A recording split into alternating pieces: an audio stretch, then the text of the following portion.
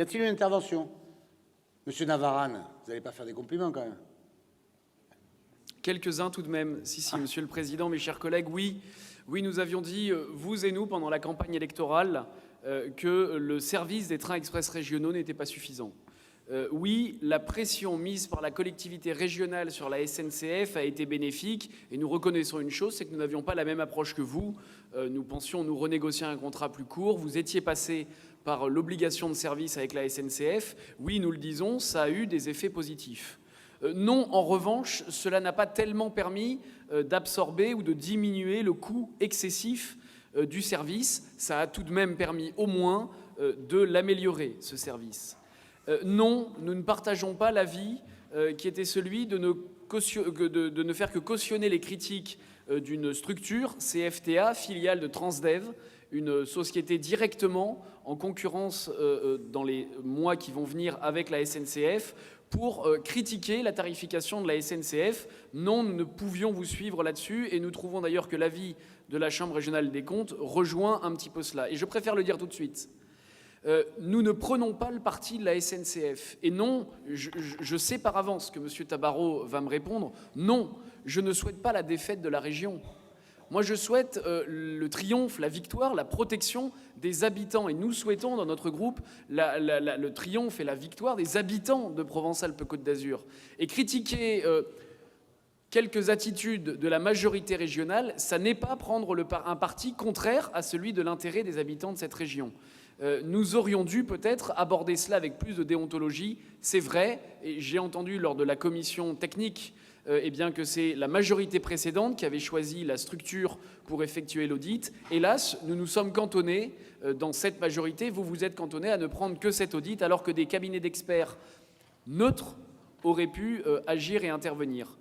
Oui, et c'est dit, le retard sur les infrastructures est très préjudiciable. Mais nous ne sommes pas d'accord avec l'avis de la Chambre régionale des comptes. Ce retard, il est pris par l'entêtement autour de la LGV ou de la ligne nouvelle. Aujourd'hui, dans la ligne nouvelle, on commence à remettre un petit peu du train du quotidien dans les programmes et dans les investissements. Mais pendant trop longtemps, la grande vitesse a été l'alpha et l'oméga des choix et des orientations de la collectivité régionale, d'où le retard sur les infrastructures vieillissantes. Et ça, malgré tout, c'est aussi dans ce rapport.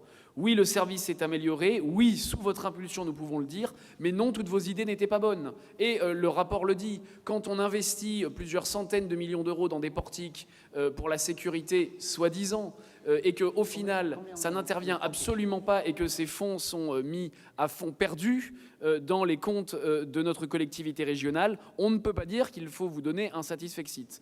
Non, ce rapport ne doit pas inciter en revanche, et j'en terminerai là-dessus, à la fermeture d'arrêts, de gares, à la diminution du nombre de trains ou à l'augmentation systématique des tarifs. Il faut avoir la capacité de reconnaître et d'envisager une offre attractive pour les habitants de Provence-Alpes-Côte d'Azur.